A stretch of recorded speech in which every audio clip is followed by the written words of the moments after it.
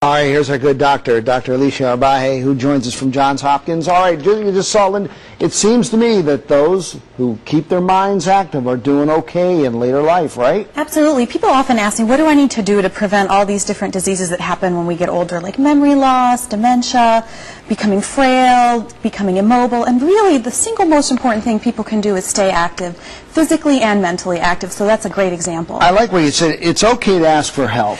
Right. I mean, what we saw were a lot of older adults doing very well, but you may say, well, that's not what's happening with my parent, and it's okay if you start to notice things, and it's better to get help early before people get overwhelmed. And I guess the first thing is get to a doctor like you, and you size them up. Tell them this is where we're going, this is how we're heading, and that gives them like a baseline. Exactly. Most people try to read up about the disease that their older parent has, but really what you want to ask your doctor about is what their needs are going to be as they get older. It's different if they have congestive heart failure versus dementia versus cancer. Their trajectory or their pathway is going to be different, so it's important to stay informed about those issues. You said help your parent help themselves. That means to keep them feeling like they're independent yet. Right. We saw how active they were in these communities, and it's very important. They don't want to feel like they're a burden on their families. So help them help themselves. So instead of getting things for them, put things within easy reach. Instead of scheduling their appointments, if they're still able to do that, give them a list of what they need to do. So help them feel like they're still a part of their own care. You have 8 kids,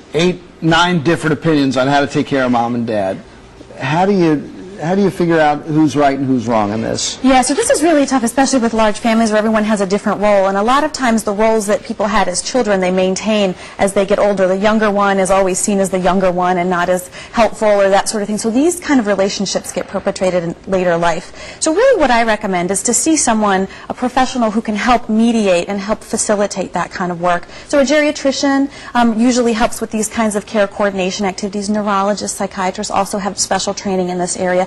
But get to a professional, and the most important thing, it's not just the doctor, but the doctor works with a social worker, with a case manager, people that can help you kind of coordinate all of this care. And you know, mom and dad, so you show them the budget, and they can tell you when a penny's missing. So you have to be very upfront with them where the money is, and I like that the online banking for the, pulling the things out for monthly bills, right? Absolutely. Again, it's what, we think the fastest growing segment of people using the internet and Facebook and all sorts of social networking sites are older people. So you may not think of your older person, your older parent as being really all that computer savvy, but they're really into a lot of these issues, and it keeps them active. Again, learning something new helps keep the brain active.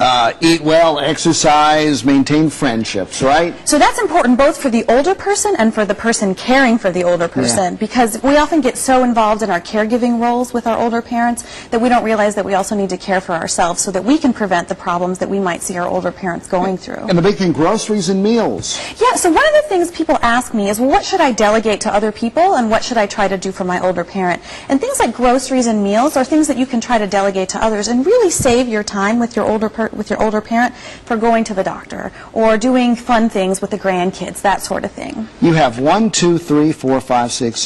websites here listed for people to go to get support, right? The good thing is that there's a lot of information out there. Here they are right now. Yeah, it's very important. People feel like they need help, and there's a lot of places to go. The first website on there is very good for a lot of tips for taking care of your older parent. Specifically for dementia, there's the Maryland chapter of the Alzheimer's organization.